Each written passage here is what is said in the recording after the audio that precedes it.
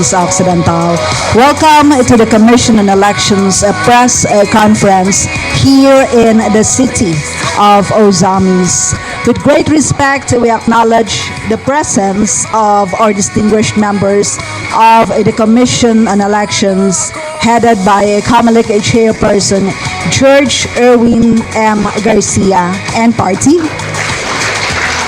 And of course, our regional directors, our very own Commission Officer J. Smith, all our honored guests who have taken time to visit our city. We are likewise honored by the presence of Mayor Sam Norman G. Fuentes, the hardworking and visionary leader of the Kanunay Asensa Ozamis administration, together with Vice Mayor Simplicia Bebineri and the honorable members of the City Council, our city administrator, Ms. Rothesa Grace Uwano, whose dedication and commitment continue to drive progress and development in Ozamis City, and of course, the members of the local media for joining us today and for your continued role in promoting transparency, public awareness, and responsible information dissemination. And now to formally welcome our distinguished guests, please join me in welcoming the dedicated and dynamic leader of the Kanunay Asensa Ozamis administration, Mayor Sam Norman G. Fuentes, as he delivers his welcome message. Thank you, Ma'am Das. Please have your seats. Honorable Commissioner, Chairman of the Commission on Elections, George Erwin M. Garcia, sir. Honorable Commissioner, Ernesto Ferdinand P. Maceda Jr., sir. Honorable Commissioner, Noli R. Pipo, sir. Honorable Commissioner, Maria Norina S. Tangaro Kasingal, ma'am. Honorable Commissioner, Nelson J. Celis. Executive Director, Chupisto E. Elinas Jr., sir. Director Rafael Olano, sir. Good afternoon. Regional Director for Region 10, Renato A. Magbutay, sir. Regional Director for Region 7, Francisco G. Pobi, sir. Regional Director for the Negros Islands, Director Lionel Marco R. Castellano. Wala pa. Okay. Assistant Regional Director for Region 10, Maria Dulce M. Cuevas Banzon. Not yet. And Provincial Election Supervisor for Misamis Occidental, Milber G. Alinas, sir. And our very own election officer for the city of Ozamis, Attorney Rosalind J. Smith, ma'am.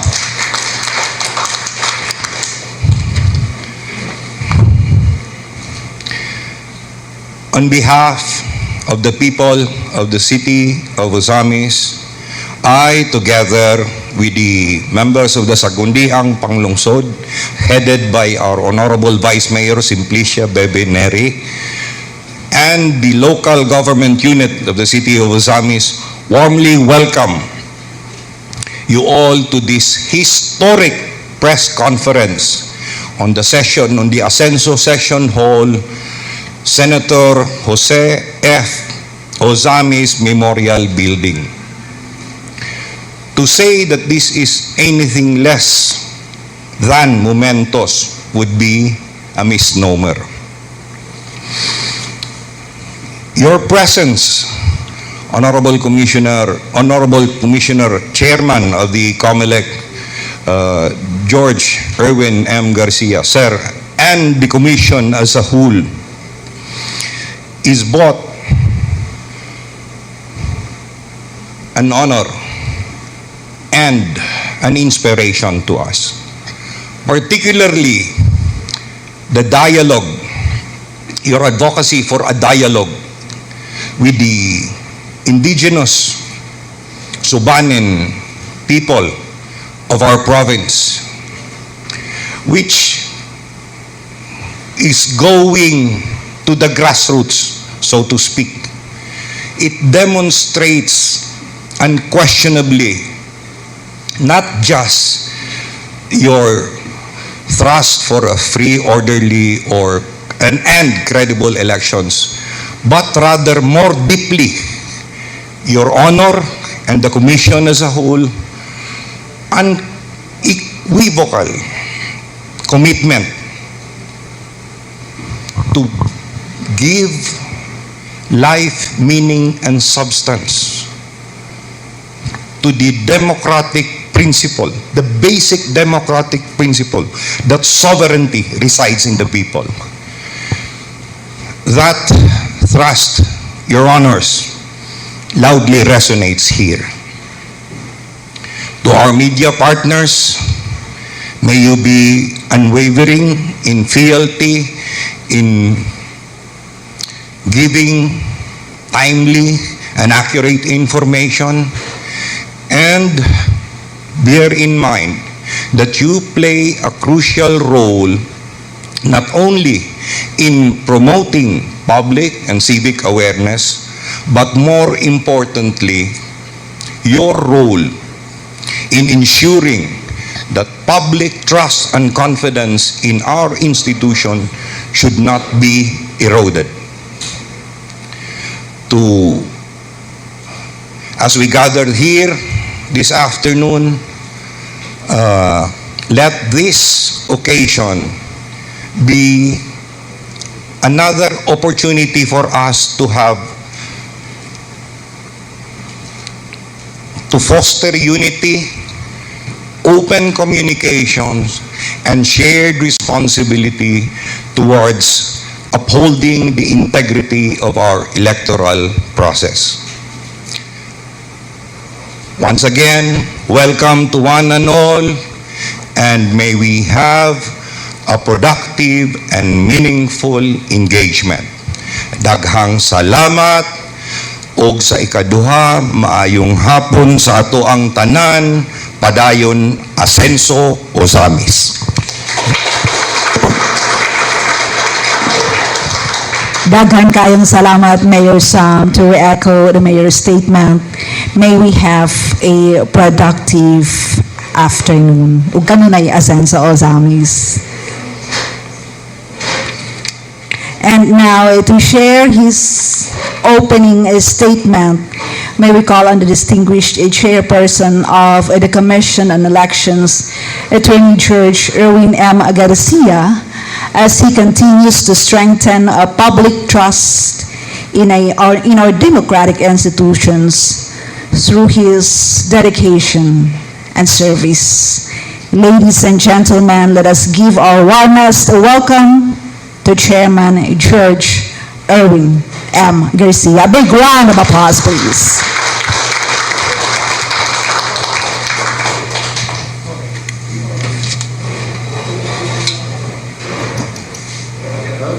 Yan.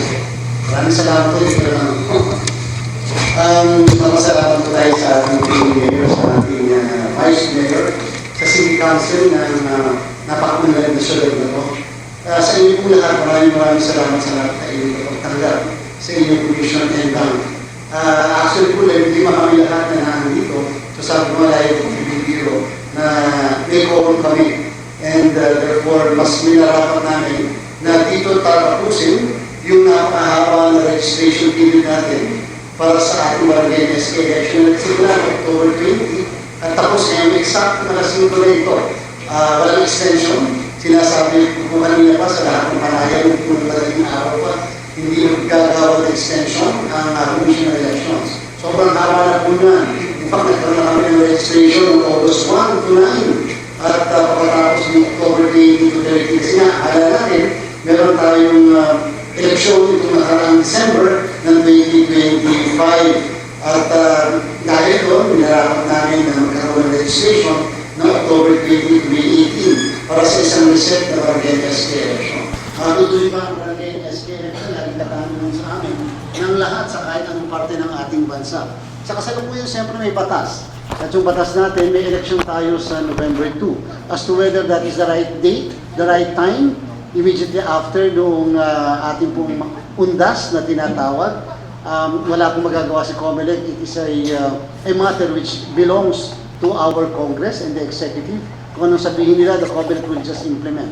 For your information, as far as the barangay and SK elections are concerned, kami po ay tapos na sa mga balota. Na-print na namin yung lahat ng balota na gagamitin natin para sa araw ng eleksyon. Nag-conduct na rin kami ng tinatawag natin na command conference with the armed forces of the Philippines, the Philippine National Police, the Philippine Coast Guard, and other law enforcement agencies. So far, so good. Wala tayo na kahit na anong parte ng ating bansa na nire-recommend nila na ilagay under COMELEC control. There is only one place in the province of Basilan na category red, pero yung lahat po halos category red, green sila. So far, yung peace and order situation ng ating bansa ay ay maayos pa at habang naghahanda rin ang inyong commissioner election para sa Bangsamoro parliamentary election na gagawin naman natin ngayong darating na September 14. Yun po, tuloy kahit pa ilang beses na rin na-reset at na-postpone yung Bangsamoro parliamentary election. Kauna-unahan po kasi yan sa kasaysayan ng ating bansa. As of today, hindi pa kasama yung nagparehistro ng mga ilang araw na, meron po tayong more or less 95 million na mga boboto sa ating pong barangay SK. Highest in the history of our country's election. More or less, meron po tayong 70 million voters para sa regular na barangay at meron tayong 25 million para naman sa ating sangguniang kabataan. Yung pong mga sangguniang kabataan, as of yesterday, ang mga botanteng nag-a-apply ay mga 1.3 million. Doon naman po sa mga regular na botante, may mga 1.350 million tayo. Siyempre madadagdagan po yan. So yan po ay nasa projection pa ng COMELEC na bilang ng mga botanteng dagdag sa ating po na eleksyon para sa barangay SK. Yung sinasabi po nila na kung sakasakali i-postpone ang barangay SK election, yung issue ng reason or ground for the postponement, that is a political matter which the COMELEC cannot interfere nor the COMELEC cannot intervene. Wala po sa amin yan. Again, inulit ko, nasa Congress at saka nasa Executive. Pero yun po yung kadahilanan nila na kung sakali daw po ay magamit yung pondo ng COMELEC para sa eleksyon, para gamitin, para sa ayuda o kung saan man, dahil sa energy crisis, with all due respect, lagi po natin binabanggit at sinasabi that would be unconstitutional. Simply because under the Constitution, once a budget has been allocated for an item in the office of a constitutional office, like the commissioner election, it can no longer be transferred to another item. So, bagamat sa kasalukuyan, meron tayong mga 11 billion pa na natitira sa ating budget out of the 19 billion na binigay sa atin ng Kongreso. So yan po magiging continuing appropriation kung sakaling hindi ituloy at ipagpaliban ng barangay at SK election. Siyempre yung pong nag-procure na si COMELEC at the same time ay gumagastos na rin kami doon sa mga ibang item para sa paghahanda natin sa barangay at SK election. Ang susunod na po namin, we will be training our teachers at gusto ko lang din i-announce yung mga teachers natin sa buong Pilipinas will be receiving the same honoraria that they receive during the 2025 May 12 national local election. Meaning, may dagdag na rin po kami na ibibigay sa kanila bagamat ang barangay ng SK elections ay manual na halalan. Hindi po siya automated.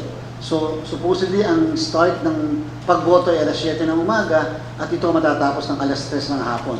Hindi katulad ng automated election na alas 7 ng umaga magsisimula at matatapos ng alas 7 ng gabi. Gusto lang din natin i-announce na for purposes of the barangay and SK election sa November 2 ay tuloy-tuloy po yung aming sinimulan na early voting hours para sa mga nakatatanda, sa mga may kapansanan at mga nagdadalang tao. Sa kasalukuyan, meron tayong more or less 12 million na senior citizens sa buong bansa. Meron tayong 800,000 naman na mga kababayan natin na mga may kapansanan meron tayong mga kababayan natin na 68,000 na mga miyembro ng yung mga tinatawag natin persons deprived of liberty. Nung isang araw nga lang, nandun po tayo sa Palawan, sa Iwahig, upang ma-emphasize na yung mga kababayan natin na nakakakulong dahil naghihintay ng mga desisyon sa kanilang iba't ibang kaso. Sinabi natin sa kanila na bagamat sila nakakulong, sinabi ng Korte Suprema sa kaso ng Santiago versus Comelec na sila pa rin ay makakaboto sa isang local election. Dati-rati kasi ang issue lang ay kung makakaboto sa isang national election, subalit sa desisyon ng Korte Suprema sa kaso na aking nabanggit, sinabi niya na nakakaboto at makakaboto rin sila kahit pa yan ay barangay and SK election. So meaning, yung mga persons deprived of liberty, either dinadala namin yung mga balota sa kulungan o doon sa prison facility, or sila mismo ang dinadala namin sa mga presinto para sila po ay makaboto.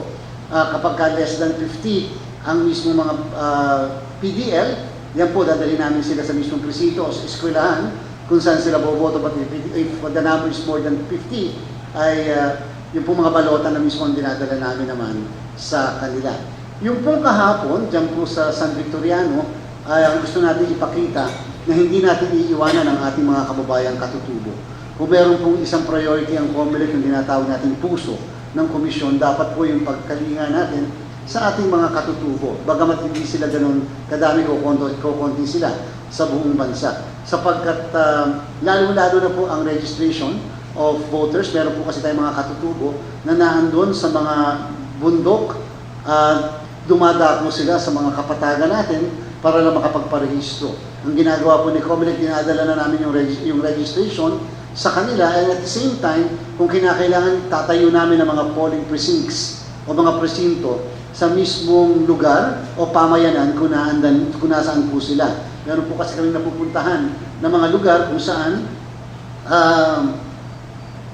sila po ay kinakailangan maglakad ng 2 hours to 3 hours para lamang makarating sa kapatagan at magparehistro. To us, that is totally and completely unacceptable. Simply because hindi dapat pinapahirapan kung ang pag-uusapan po ay ang pagboto. Noong mga dati-dati po kami po, dapat kasi nitong huli, ay pupunta kami sa Pag-asa Island natin, na ginawa na po ng COMELEC before, sapagkat gusto natin ipakita sa lahat na bagamat ko konti, yung nagpaparehistro sa Pag-asa, minsan po ay limitado lang sa mga 50 hanggang 60 na mga applicants. Sa kasalukuyan ay 700 voters na po sa Pag-asa Island. Gusto natin emphasize sa lahat na yun ay sa pag-aari ng Pilipinas, na ang mga nakatira ay mga Pilipino dahil ang pinaparehistro natin ay mga Pilipino. So, napuntahan din po namin ang mga kampo dati ng mga dating rebelding grupo katulad ng MILF. Pinuntahan namin ang Camp Abubakar, ang Camp Darapanan, kasama na rin po ang Camp Dragon dyan sa Sulu. Yung Camp Abubakar, Camp Darapanan, yan po ang pinakamalaking kampo ng MILF. Nung dinala po namin dyan yung registration, sobrang nakakatuwa kasi first time po na nagkaroon at tumanggap sila ng ahensya ng pamahalaan. At nung dalhin natin yung registration sa kanila, ay sobra pong nakakapanindig balahibo dahil pinilahan po ng mga kababayan natin ng mga rebelde o kung hindi naman yung mga pamilya nila ang registration. Ngayon po, nakikita natin yung participation ng ating mga kabataan sa ating pong electoral process. Ito pong nakaraan 2025 election lamang, ito po'y nagresulta ng pinakamataas na voters turnout sa isang midterm election. 83% po ang ating voters turnout nung nakaraang election ng Mayo at 12. At nakakatuwa yan sapagkat halos 45% dyan ang bumoto ay ang mga kabataan. So ngayon po, kahit sa barangay SK, nakikita natin na ang kabataan ay magpaparticipate. Alam nila, hindi pwede sila lang ay nanonood sa kasaysayan, kinakailangan sila ang sumusulat ng kasaysayan. Natutuwa tayo sapagkat ibig sabihin lang, nagiging bukas na ang kaisipan, lalong-lalo na po ng mga kabataan. Ang 2022 election, yan po ang pinakamataas na voters turnout sa kasaysayan ng ating bansa. Almost 83.5% po yun. So yan po magandang mga simula na. At ang inyo pong COMELEC din, para lang din sa kaalaman, lalo na po ng mga kapatid natin sa media, na naghahanda na po kami para sa 2028 national local elections. Si Commissioner Maceda, ang ating pong steering committee head dyan, At ang aming pong Executive Director, ang head naman ng aming Project Management Office. Ibig sabihin, this early, at least 2 years before the election of 2020, pinaghahandaan na po namin yan. Kaya po yung mga ibang may mga alingas-ngas na baka hindi matuloy ang 2028 election, yan po ay nakalagay mismo sa saligang batas. And therefore, no choice, even the COMELEC, but to proceed and conduct the election in 2028. So automated po yun at we will enhance the machine that we use. Yung pong 2025 election, ang fastest election in the history of our country. We were able to proclaim the mayors, the councilors, sa night ng eleksyon, the latest yung kinabukasan ng araw na eleksyon. Yung mga probinsya, we were able to proclaim on the Wednesday after the Monday's election. At yung ating mga senador, we proclaim 5 days after the election. Yung lahat ng party list, we were able to proclaim 7 days after the election. Indeed, the fastest in the history of our country's election. The other week, the Supreme Court released a decision saying that under the automated election regime, Republic Act 9369, all elections from 2010 onwards should be fully automated. That's a victory on the part, not of the COMELEC, but on the part of automation. Sinasabi ng Korte Suprema, hindi pwede na may automation ka, tapos meron kang parallel manual counting. That cannot be and that will not happen. The Supreme Court said if it is full automation, it is full automation all the way. So doon po sa nagsasabi na dapat ang ginagawa ni COMELEC sa araw ng eleksyon habang binibilang ang balota ng mga makina, dapat binibilang din manually ang mga makina. Sinabi ng Korte Suprema, by introducing manual counting parallel to the automated election, then we are opening the process to a widespread irregularities and anomalies. Yun nga po ang kagandahan ng automated election. Ang kagandahan niyan ay kaagad na natatanggap ng mga kababayan natin ang resulta so long as there is a process by which you can counter-check the results. The issue of auditability, transparency is always there. And at the same time, dapat yung nalalaman ng mga kababayan natin kung yan talaga yung nanggaling na boto sa bawat presinto. So yun po ay napakalaking bagay sa COMELEC sapagkat may mga nagpupursige po kasi ng tinatawag na hybrid election. Hindi naman po namin ino-opposition. Ang sinasabi lang natin, we conducted already a time and motion study. And doon po sa conduct namin time and motion, aabutin ng 3 araw yung pagbilang pa lang ng balota sa isang presinto. So, that is too impossible at napakahirap po kapag yun ay nangyari. In the first place, wala rin naman budget si Commission on Election. So, bilang panghuli po, subject sa mga katanungan nyo, nagpapasalamat po kami sa City Council sa pagpapahiran nyo sa amin nitong napaka-historic na gusali na itong inyo pong session hall sapagkat alam po namin, lalo na po yung presensya nyo, na yung mainit na pagtanggap ay kinakailangan masuklian ni COMELEC ng kahit paano ay yung maayos na eleksyon, hindi lamang sa Osamis, kundi sa buong Misamis Occidental. Natutuwa po tayo. For the last election in Misamis, except what happened in 2021, going to 2022, naging napakaayos, napakatahimik ng Osamis. Madami po tayong lugar na pinuntahan kahapon na alam natin yung mga lugar na yun na dati-rati sobrang sadyang napakataas ng election-related violence. Subalit ito mga nakaraang 2 eleksyon, nawala yung election-related violence kahit dito sa Osamis. So, sana po magtuloy-tuloy itong ganitong klaseng maganda na halala at yung partnership ng LGU at saka ng COMELEC. Kanina po, pinasinayaan namin yung bago namin opisina ng aming Provincial Election Director at yung po ay pinagkaloob sa atin ng ating butihing gobernador at ng Vice Governor kasama ang Sangguniang Panlalawigan. Nagpapasalamat kami dahil kahit paano may matatawag ng tahanan yung opisina namin ng Provincial Election Director. So maraming salamat po muli kay Mayor at sa inyo pong lahat. Magandang hapon po. Thank you very much, Commissioner Erwin Garcia, sir. And of course, maraming salamat sa COMELEC for making sure na lahat ng mga Pilipino, sa lahat ng ginagawa ninyo na making sure na mga Pilipino, nasaan man sila, nasa bundok, nasa dagat, nasa mga isla, makakaboto. And of course, it's very historic and an honor for Ozama City na andito kayo, Misamis Occidental is hosting you the team as we wrap up the voters registration. So at this point, we'll now proceed to the question and answer, the open forum portion of our program. So we are acknowledging the members of the local media na makakasama natin this afternoon. And yes, aside from our Chief Commissioner, Yatong Chairperson ng COMELEC, you can also address your questions to the rest of our distinguished panel here in front. So we'll start with Bal Cabrera of Malindag Newsline, sir. Yes, good afternoon po, Commissioner. Again, Bal Cabrera po from Malindag Newsline. Since BSKE 2026 po will use manual counting, ano po yung mga safeguards natin and preparation sa COMELEC in implementing para ma-ensure natin yung transparent, accurate, and credible process? And how will the Commission maintain public trust sa result po ng BSKE 2026? Maraming salamat po. Una-muna, welcome po sa aming isa pang Commissioner, Commissioner Nelson J. Celis. Magandang hapon po. Sa totoo lang po, mas mahirap ang barangay and SK elections. Highly charged. Mas mainit, magkakapit-bahay, magkakamag-anak, magkakaibigan, minsan nga magkakapatid ang mga naglalaban-laban sa barangay and SK. So, dahil po sa napakainit na yan, na lagi po sa kasaysayan natin, meron dyan sa bandang Cotabato, nagkakabit lang ng tarpaulin, may pinagbabaril.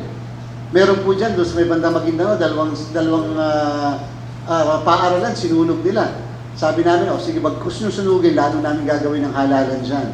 Kasi hindi pa pwedeng lagi na lang silang magsusunog ng mga paaralan at pagkatapos ng pananakot sa tao para lang hindi doon bumoto yung mga kababayan natin. So, ini-expect po natin ganun lagi kapag po patungo na tayo sa eleksyon. Daw, isang gusto naming labanan, hindi lang yung issue ng violence, kasi ginaransya naman sa amin ng AFP at saka ng Philippine National Police na they are in full control of the situation in the entire country. In fact, nagde-deploy na sila dahan-dahan ng mga tauhan sa iba't ibang parte ng ating bansa. Ganun, ang problem po namin, meron kasing Bangsamoro parliamentary election na napakalaki. Maaaring region lang po yan, pero first time po kasi na may Bangsamoro parliamentary election. So, isang buwan lang ang pagitan ng dalawa. Ngayon po, ang gusto po natin talagang labanan, maliban sa issue ng violence kung sakali man dyan sa barangay ni SK, yung issue po ng abuse of state resources at pamimili ng boto.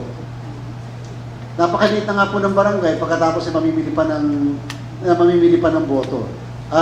Meron po kaming committee on kontrabigay at naging very successful po kami noong nakaraang barangay ni SK ng 2023 dyan, si Commissioner Maceda at ang aming executive director din ang namuno doon sa committee na yan. Gusto ko pong i-emphasize, dahil ang eleksyon ng barangay and SK ay manual na halalan. Pag nag-file sila ng candidacy mula po September 28 po ang filing up to October 5, sila po ay considered ng kandidato na kaagad.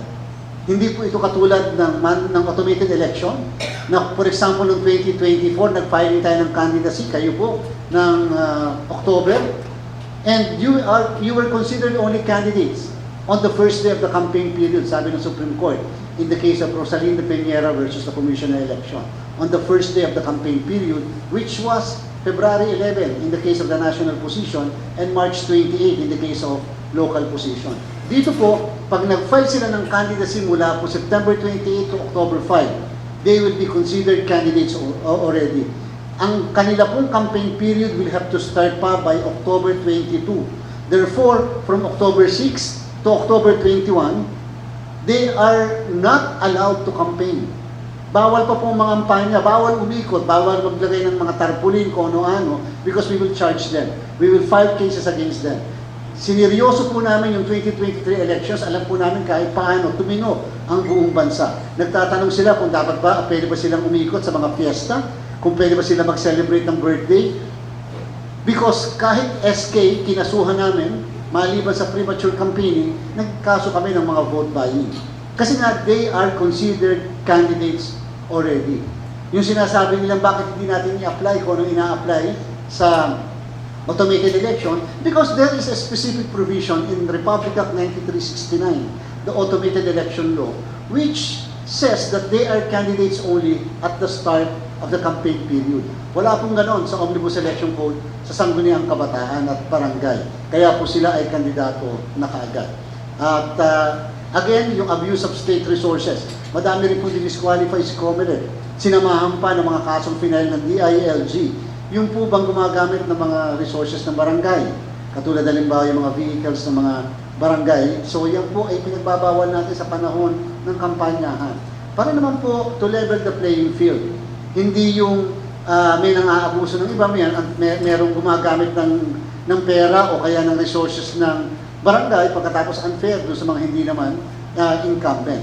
Meron naging katanungan po sa atin, yung po ba mga incumbent local officials ay pwedeng mag-endorse ng kandidato for barangay? Ang answer is yes. Pwede po. Sapagkat hindi po pinagbabawal yon.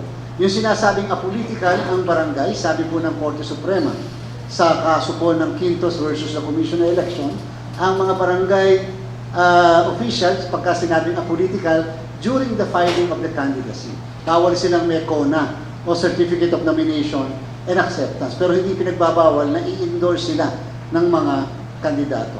Gusto ko lang po tapusin na sa puntong ito na pinagbabawal po namin yung pong mga pamimigay ng mga ayuda 10 araw bago mag-eleksyon. So kung eleksyon po natin ay November 2, 10 days before that, bawal po ang lahat ng klaseng ayuda, MAIF, AIX, tupad at ano paman. In fact, kahit po medical assistance ay pinagbabawal except burial assistance sapagkat hindi namin pwede pagpaliban ang paglilibing ng mga namatay. So yan po, very strict tayo dyan. Madami po, libo ang tinanggap naming kaso.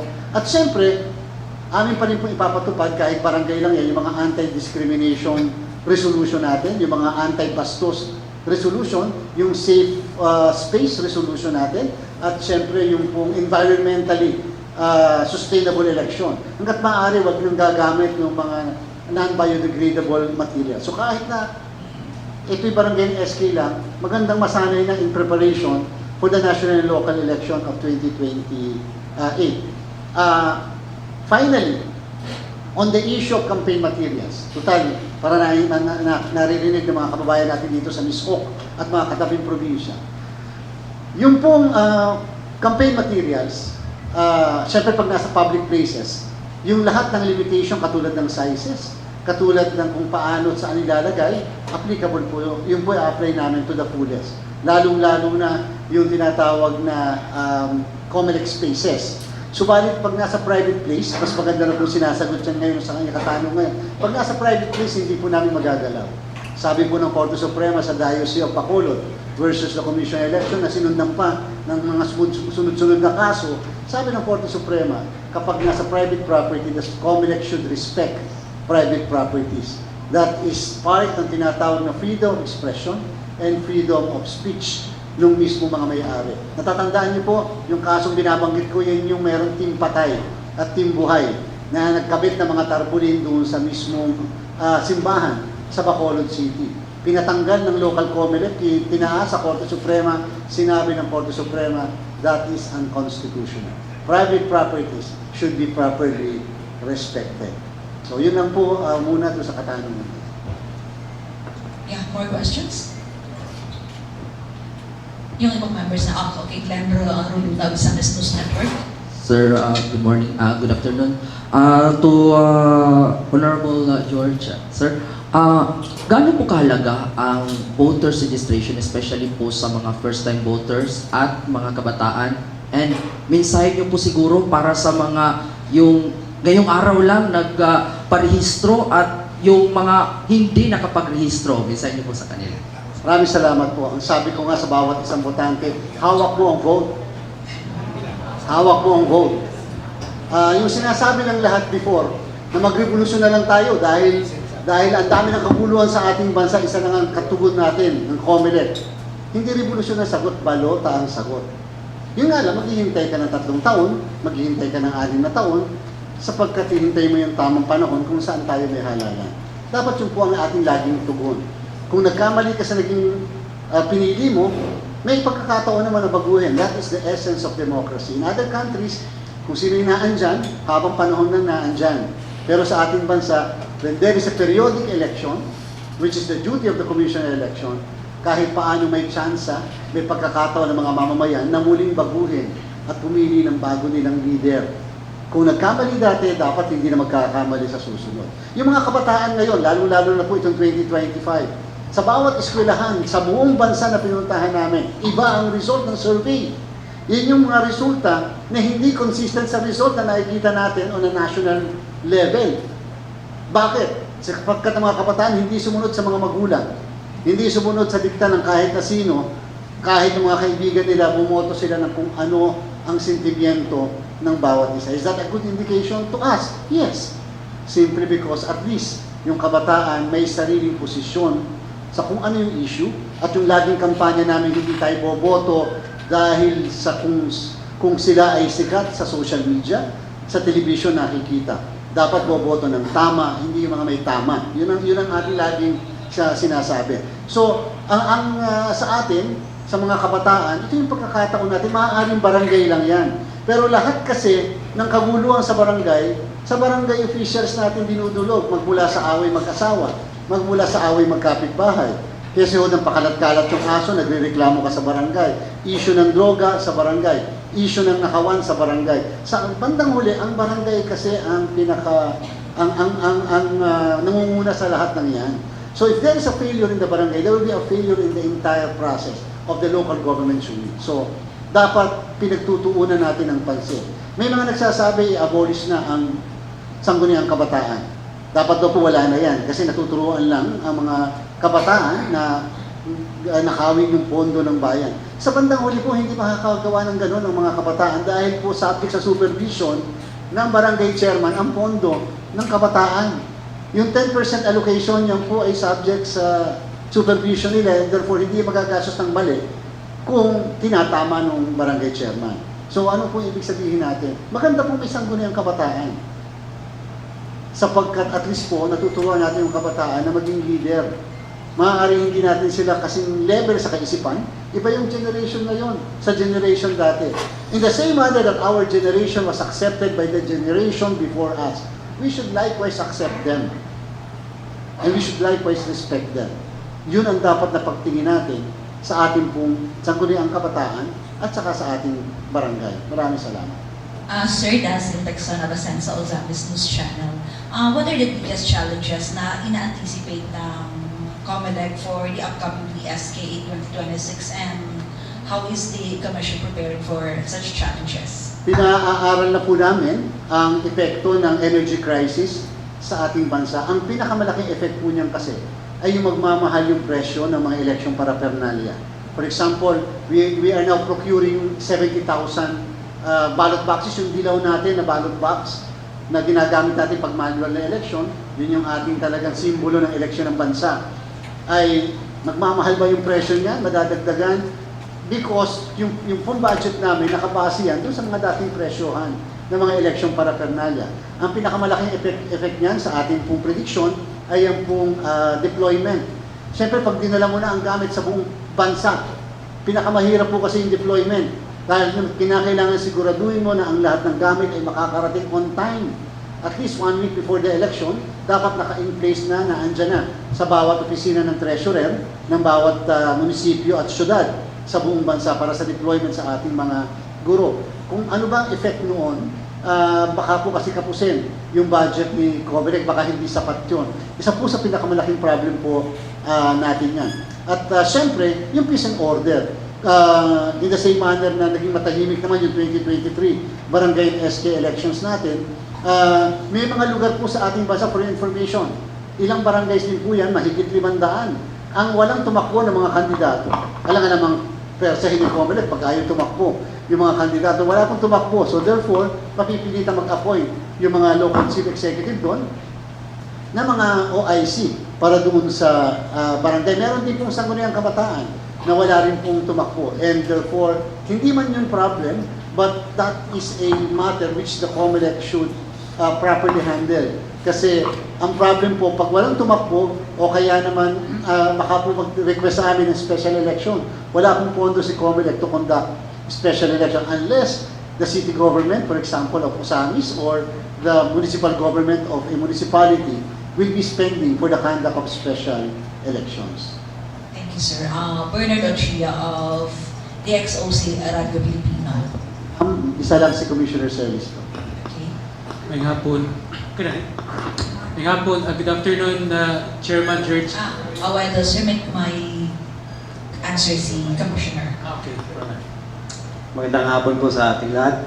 Isa pa akong mabigat na challenge po yung social media. Yung social media, lalo yung paggamit ng TikTok, ng Meta. Alam niyo po, ang Commission on Election ay nag-release ng resolution number 11064 para makontrol natin ang pagkalat ng fake news. Fake news, ibig sabihin, misinformation, disinformation. Kaya nung nakaraang 2025 national and local elections, na-control po namin itong mga paglalaganap ng fake news sa ating eleksyon ng national ng 2025 national and local elections. At ito pong ating pagkontrol ng social media ay well known and recognized globally po. In fact, like for example, yung Maldives, tayo po ay inimbita ang Commission on Elections na mabigyan sila ng knowledge on how did we control the spread of fake news. Hindi lang po sa Maldives, even in other parts of Asia, Europe, and the Americas. At ngayon po, meron hong bill na naka-pending po sa Congress. Paano ho rin i-control yung artificial intelligence, yung fake news? Kasi po sa amin sa Commission on Election, pagka nagkaroon lang kayo ng pag-breach o violation ng Common Act Resolution 11064, election offense po. Pero sa Congress, pinag-uusapan po kung ano pa yung mga penal provisions na pwedeng gawin on the use or misuse of artificial intelligence to create misinformation, disinformation. So ito po ay gagawin din po namin sa BARM elections, sa BSKE, and the forthcoming 2028 national and local elections. At napakaganda po itong aming implementasyon ng how to control because hindi lang po Commission on Elections ang naging primary mover dito. Kasama ho namin yung DICT, kasama ho namin yung CICC, PNP, National Security Council, NBI, at kung sino-sino pang mga ahensya. Actually, meron ho mga pending cases laban ho dito sa pag-violate nito ang aming resolution 11064. May current hearing in this regard. So, doon sa ating mga kababayan na tatakbo sa BSKE, kayo po ay pag-aralan nyo rin po ang resolution ng Commission on Election ng 11064 para hindi naman po kayo parusahan on election offense. Salamat po. Thank you very much, Commissioner. Before we proceed with the next question from the XOC, may katanungan ng isa sa mga city councilors po natin dito sa Osamis. May gustong itanong ang atong Honorable City Councilor Sanchez Sani Waminal Jr. para sa Comelec po. Ang Councilor?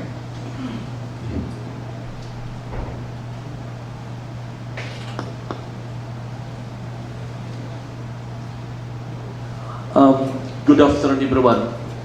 I am City Councilor Sani Waminal Jr. ng Osamis City, formerly Federated President ng Liga ng mga Barangay, 2018 to 2023. Now, this question addressed to our Comelec Chair, Honorable George Garcia. Sir, welcome to the club. I have one question for you, sir. Kasi noong Federated pa ako, 2018, na-discuss kasi namin sa twice a year dito, 2018 to 2023, regarding Magna Carta. Kasi yung Magna Carta ng barangay, sir, sa totoo lang, alam natin yan na walang mga benefits sa barangay official, ni SS nor PhilHealth.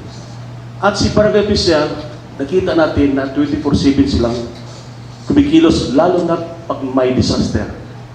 So, matagal na to sir na gusto na sana sa mga kabarangay opisyal na matupad na ang Magna Carta. Now, my question sir, kumusta na yung Magna Carta natin sir sa ngayon? Ano ng status? Thank you. Ang alam ko po, pending pa rin yung bill sa kasalukuyan nung tayo nag-attend mga 2 buwan na nakalilipas sa Liga ng mga Barangay. Kasama po yun sa mga pinag-uusapan nila, sinusulong po nila. Siyempre kasama rin yung pagsusulong ng postponement ng barangay and SK elections. Pero sinusulong po, lalo na rin yung mga dapat na mabigay na mga honoraria, benefits sa mga barangay tanod. Very important po yan. At doon sa ating po mga barangay officials. Sinimula na doon sa automatic na yung sa civil service. At iba po meron na sila na pwede sila na automatically sila ay may civil service eligibility, pero hindi po sapat yun. Alam natin, magkakaiba ang benepisyo na tinatanggap kahit sa iba't ibang munisipyo at saka syudad. So yun po, pinupursige nila. Kami naman kay COMELEC, we will always support any initiative, although hindi namin jurisdiction yan, para lamang maisakatuparan yan. Dapat po yun, upang kahit paano, number one, ma-professionalize din ang posisyon ng barangay chairman kasama ang barangay kagawad. At number two, para din sana maidamay na rin. Kasi Magna Carta yan eh, hindi lang naman yan sa gundang barangay kasama ang chairman, kung hindi dapat maisama rin ang kabataan. And that's why po, yung SK Reform Act, napakagandang simula yan. Kung pwede lang mabanggit ko sa mga miyembro ng media, nung nakaraan halalan, ay ipinatupad namin to the fullest yung pong SK Reform Act, yung anti-political dynasty. Kami po ay nasustain ng Korte Suprema in one case na nadala sa kanya. Lumabas po ang desisyon 1 month ago. Sabi ng Korte Suprema, yan yung sinasabi namin na nakalagay mismo sa Konstitusyon, Article 2, Section 26, ang anti-political dynasty provision. And therefore, yung ginawa sa barangay, sa sangguniang kabataan, ay pwedeng ma-replicate in the national scene. Para bang sinasabi ng Korte Suprema na pwede nang ipasa ang anti-political dynasty. Pero, yun po ay sa SK pa lamang.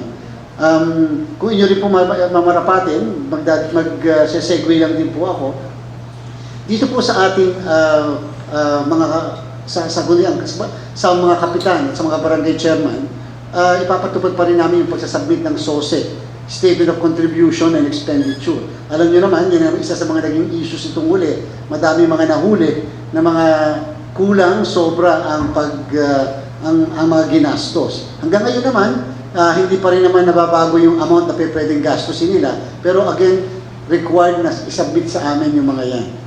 Basta po kami, parang konsyal, kung kami po tatanungin the COMELEC, will not oppose, we will always support yung pong Magna Carta na yan. At dapat lang po talaga maipasa yan.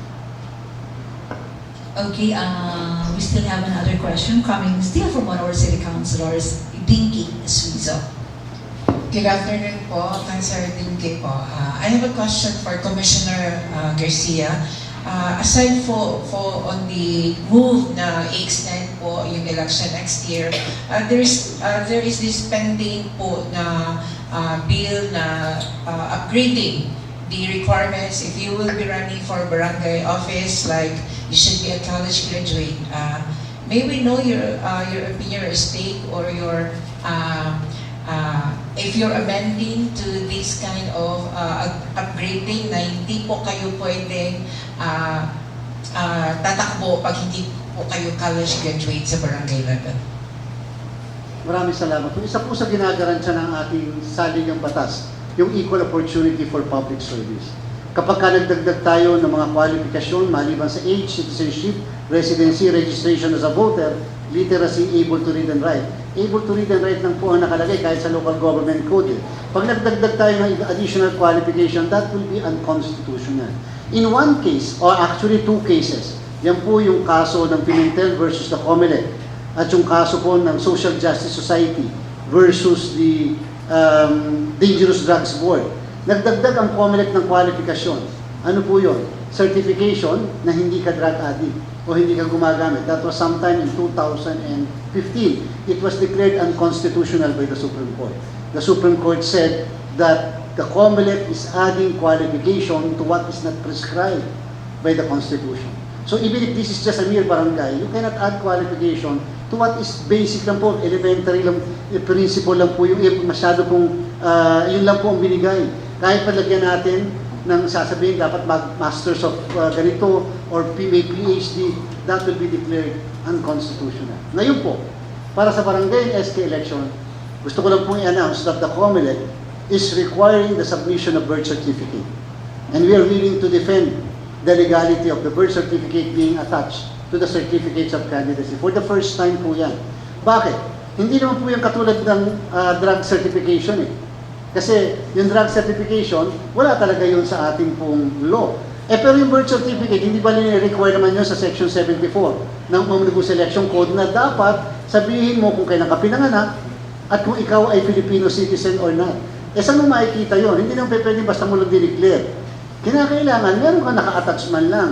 And kaya po nire-require namin, doon po sa mga tatakbo, ina-announce namin, ngayon pa lang, kumuha na kayo ng birth certificate. We will refuse to accept your COC kung walang naka-attach na birth certificate. We will refuse to accept the certificates of candidacy naman ng mga sangguniang kabataan na more than 24 years of age. Noong nakakaraan, umabot po ng 7,000 ang tinanggap na kaso ng COMELEC na disqualification sa mga nag-file na mga kandidato sa SK na more than 24 years of age. Sabi po kasi ng batas, you must be 24 years of age on election day. So any day more than 24 and therefore you are disqualified. So pag-file pa lang, supposedly, sabi po ng Korte Suprema in the case of Serafica versus COMELEC, sabi niya, accepting the candidacy is purely ministerial on the part of the COMELEC. Purely ministerial. Except in this particular case, we will not exercise the ministerial duty. We will refuse to accept the candidacy of barangay candidates kung, number one, hindi siya registered voter. Kitang-kita po kagad namin sa computer namin yan eh. Habang nagpapile, hindi registered voter. So why should we accept? Pahihirapan pa namin na sarili namin, natatanggap kami ng mga petition para lang sabihin na hindi registered, samantalang kitang-kita na sa mata na hindi registered voter, nag-a-attempt pa. Meron kasing alam namang hindi registered voter, mag-a-attempt pa na mag-file ng candidacy. Even if you are deactivated, you fail to reactivate, you will not be allowed to file your certificate of candidacy. Number two, doon sa mga SK, again, pag more than 24 years of age, ay hindi rin namin tatanggapin ang kanilang certificates of candidacy. And of course, ito applicable sa lahat. Again, birth certificate will now be mandatorily required to all those who will be running for barangay and SK election. Thank you very much, Constantine. Thank you, Chairman. Bernard Uchilla of the XOC. Thank you, Ma'am Das. Asan? Adara.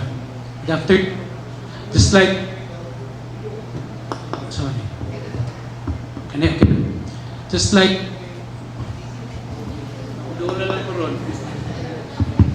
okay, I'd just like to make a clarification on your statement earlier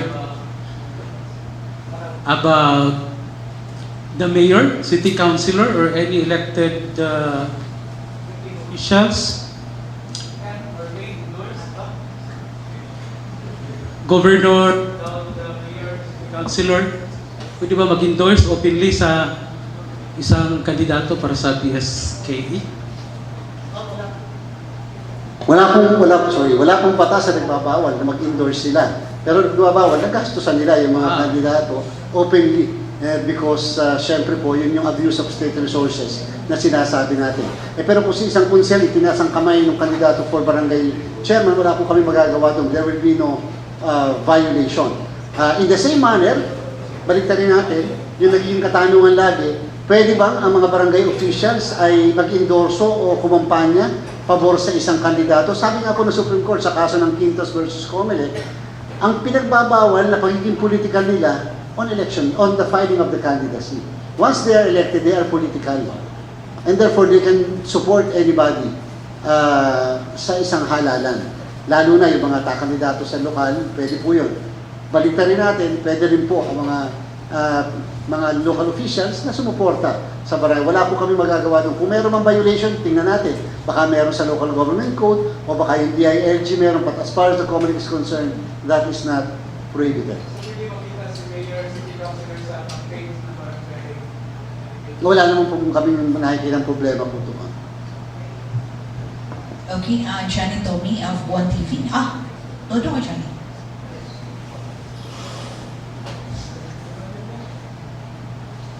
Dodong Bargamento of the XTV.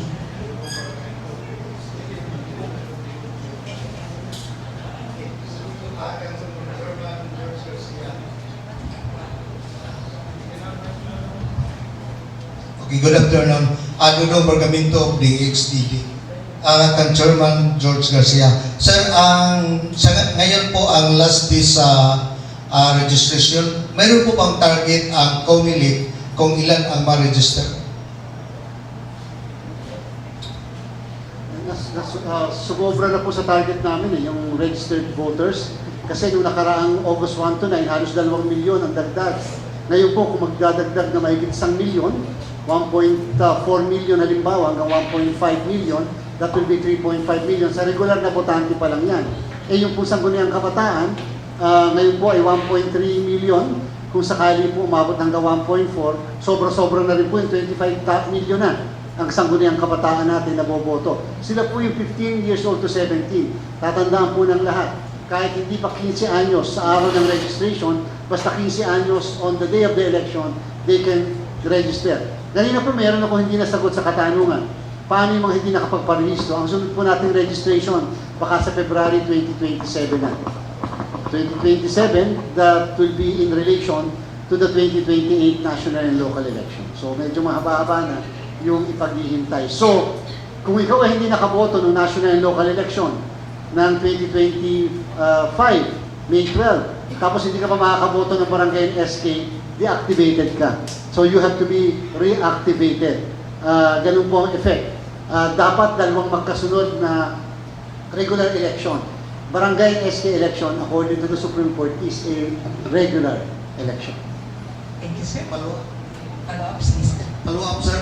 Ano po ba ang nakikita niyong implikasyon sa dami pong nagparehistro? Ano po ba ang nakikita niyong implikasyon sa dami pong nagparehistro? Sa amin po, wala pong walang negative effect. Mas tinatanggap po natin ang pagpaparehistro. In fact po, sa social media nga, kahit Spotify, nandiyan yung COMELEC, kahit nga po yung Globe sa harapan ng SM Mall of Asia, nandoon, ina-announce natin ang pagpaparehistro. Sapagkat that is just to show the vibrancy of our democracy. I mean, mas nakakatakot po yung botante hindi nagpaparehistro. The fact na nagpaparehistro ang botante, ano man ang kadahilanan nila, whether yan ay dahil sa benepisyong matatanggap sa municipal government, sa city, we do not care, so long as magparehistro sila. Kasi po, ang kagandahan yan, pagka nagpaparehistro sila, ang ibig sabihin lamang yan, yung pagiging citizen nila ay kanila pong na-exercise ng maayos. Siyempre, iba pa yung voters education, naboboto naman sila ng tama. Magkaiba po yun. And that's why to a certain extent, minsan maaari hindi tama yung pagboto, sabi natin, nila. But what can we do? Di ba? That is the real essence of democracy. The majority wins. Kung sino kagustuhan nila, yun po ang ating ipoproklama. The COMELEC cannot change the minds of the people, but at least the COMELEC can guide them on how to vote properly. Yun lang naman po ang pwede namin gawin. So again, increase in the number of voting population, kahit po dito sa city ng Osamis, kahit sa buong MISO, that is always a welcome development. Pagka hindi na nagpaparehistro, matakot na tayo. May problema siguro sa syudad o sa buong probinsya.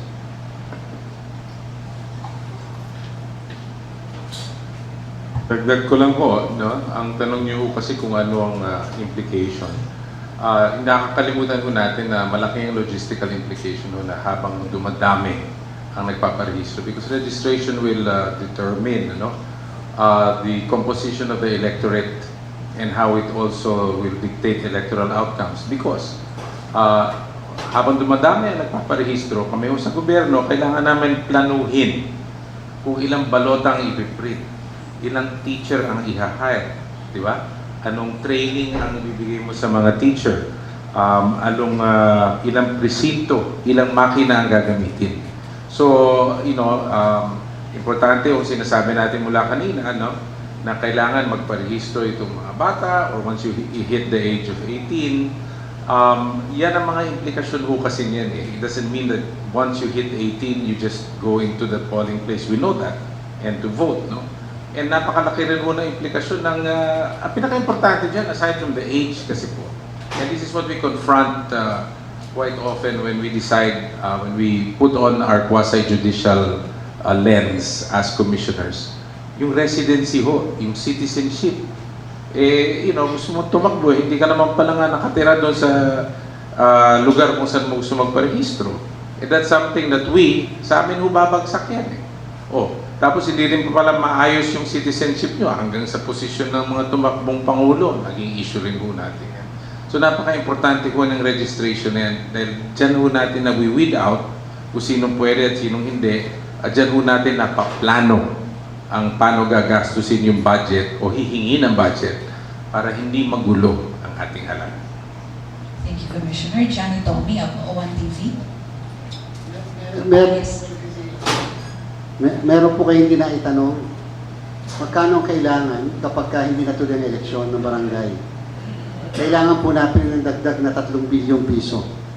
More or less 3 billion. Nung nakaraan po, nung hindi natuloy, bago yung 2023 BSKE, kinailangan ng COMELEC ng 2.59 billion pesos. Ngayon po, mga 3 billion ang kakailanganin natin for a reset barangay and SK elections.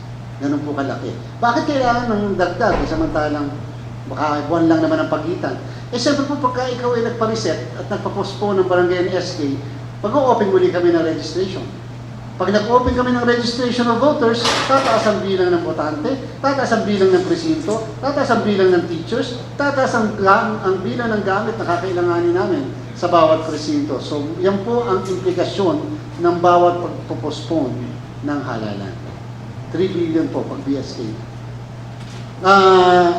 Ang kailangan po natin budget sa BSK, 19 billion. Yan po yung atin. Sa isang national and local election, para lang alam nyo, ang kailangan natin mga 46 billion. Ganyan na po kamahal ang demokrasya ng ating bansa. 46.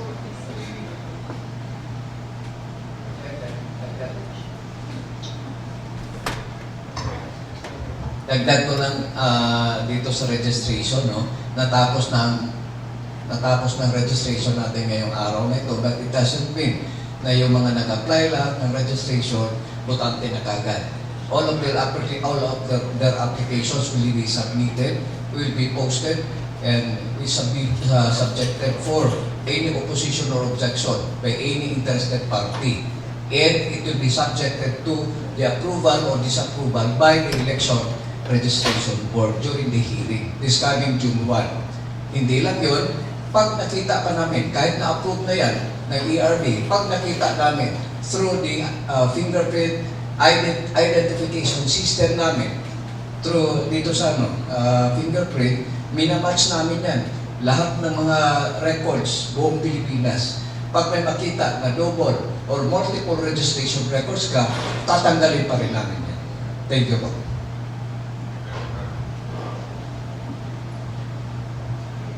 Saan inumpisahan nyo kasi? Ano na nga ba yung sasabihin ko? This is specially directed to our city councilors, to the mayor, those who are in elective public office. Madalas ho, nagkakaroon ho kami ng mga senaryo kung saan bigla na lang nagugulat yung mga kandidato. Na lumabas yung resulta, sabi, bakit biglang, alam ko kung sinong botante dito. Bakit bigla ako natalo? Bakit biglang parang nagkaroon ng mga pockets kung saan meron akong unanticipated na biglang may boto ako or may boto ang kalaban? Doon ho nangyayari yan sa election registration board. That is your opportunity. Kunyari, lahat kayo dito, mga konsehal, meron ho kayong mga kalaban para sa inyong mga posisyon. At ang nangyari ho pala, yung mga kalaban ninyo, hinikayat nila yung kanilang mga tauhan. Halika na, dito na kayo magparehistro, flying voters, ika nga. Di ba? They're going to pupunuin, yung mga lugar kung saan sila buboto para mas marami silang boto sa sarili nila. Matatalo ho kayo by default. if you do not make any effort to try to, to due diligence na babantayan ninyo. Okay? Kasi kung hindi nyo bantayan yan, and you are given the opportunity, how? It's an election registration board hearing ho yan eh. We are going to listen or to accept all the oppositions. At sasabihin mo kunyari, dito sa barangay A, yung isang taong taga-barangay A, sasabihin, sino itong nagpaparehistro? Ni anino niyan, hindi ko nakita. Di ba? So kung hindi nyo gagawin yan, wala naman hong alam ang COMELEC kung yan ho ba talaga dyan nakatira o hindi. We will have to ministerially just take your word for it. Because the election registration board hearing is the opportunity where pwedeng kontrahin yan eh. At pag kinontra na yan, o di laban-laban na, isasantabi mo na yan. Pero kung hindi ho kayo magsasalita at masigasig yung mga kalaban ninyo, paggising nyo on May 13, wala na kayo sa pwesto. Or sa BSKE, paggising ng barangay chairman, wala na siya sa pwesto. So yun lang, it's just a reminder. The election registration board is not just a formality. Diyan ho nagkakaalaman kung sino ho talaga o sino hindi. Thank you, Commissioner. Last two questions na po tayo. Attorney Tony Abuan TV.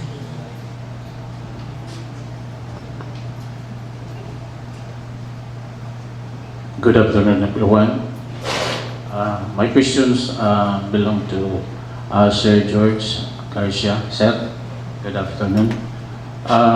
Grabe na ang digital vote buying gamit ang e-wallet sa iba't ibang lugar.